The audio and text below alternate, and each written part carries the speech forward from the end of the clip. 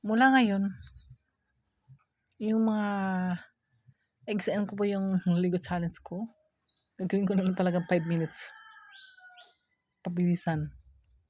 Para po sa aking pagbabalik na aking ads. Below 5 minutes po lahat ng aking upload sa unlisted. Para po ay masunod ko yung ano dapat kong gawin para sa pag-appeal ko ng aking ads. Ano ba yan? Bakit nangyari doon? Hindi na ako ulit na post ng galing sa TikTok. At hindi na rin ako gagawa ng music. Kahit na may license is hindi na rin ako gagawa ng music background. Kahit na hindi siya copyright. Titingnan ko. Kasi dati wala akong ganito eh. Siyempre wala akong natatanggap ng mga ganitong ganyan eh.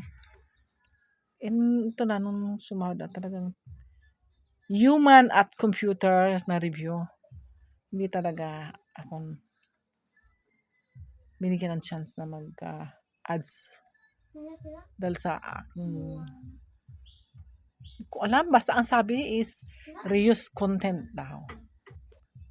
Kaya ganun. I must follow. Anong dapat? At dapat ako, ito na lang, magbunga na lang tayo lagi. Para unique. Walang copyright original. Ito boses natin. At para matutunan din ng mga viewer na mas maigi yung walang music, hindi gumagamit ng ibang apps, at wag na yung sa video ko din, isa rin yun sa nakakasira ng content sana ads natin. See you guys.